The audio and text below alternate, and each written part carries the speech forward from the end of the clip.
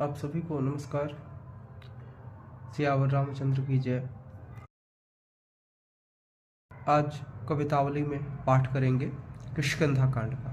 किष्किंधा कांड में समुद्रोल्लंघन।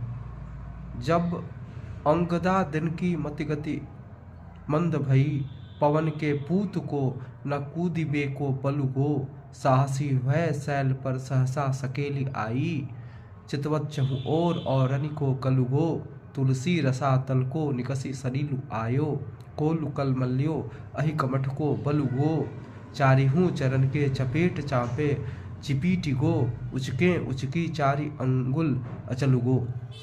जब अंगदादि वानरों की गति और बुद्धि मंद पड़ गई, अर्थात किसी ने पहाड़ जाना स्वीकार नहीं किया, तब वायु कुमार हनुमान जी को कूदने में पलमात्र की भी देरी नहीं हुई। वे साहसपूर्वक सहसा कौतुक से ही पर्वत पर आ चारों ओर देखने लगे। इससे शत्रुओं की शांति भंग हो गई। तुलसीदास जी कहते हैं कि रसातल से जल निकल आया, वाराह भगवान कलमला गए तथा शेष और कच्छप बलहीन हो गए। चारों चरणों से जोर से दबाने से पर्वत पृथ्वी में चिपट गया और फिर उनके कूदने पर पर्वत भी 4 अंगुल उचक गया। यह अतिशयोक्ति अलंकार है किष्किंधा कांड में। तो किष्किंधा कांड इस प्रकार से, किष्किंधा कांड में भी एक ही पद मिलता है। अब कवितावली में सुंदरकांड।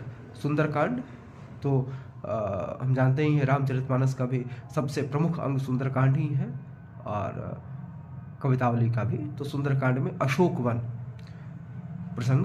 बासो वरुण विधि बनते सुहावनो, दशानन को कानन बसंत को सिंगारु सो, समय पुराने पात परत डरत बातु, पालत लालत रतिमार को बिहारु सो, देखें बर बापिका, तडाग बाग को बनाऊ, रागबस भो बिरागी पवन कुमारु सो, सियकी दशा बिलो की विटप अशोक तर, तुलसी बिलोक्यो सो तिलोक शोक सारु सो।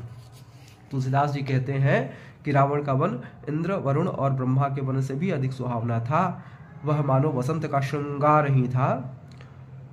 पुराने पत्ते पतझड़ के समय में ही गिरते हैं, क्योंकि वायु वहां आते हुए डरता था और उसके बाग का लालन पालन रति और कामदेव के विहार स्थल के समान करता था।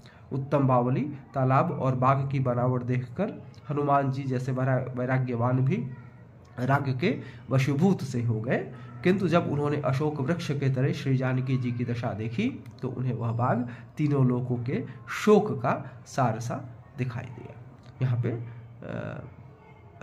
रावण के ऐश्वर्य का वर्णन है और उस ऐश्वर्य के समानांतर जानकी जी की बुरी दशा देख करके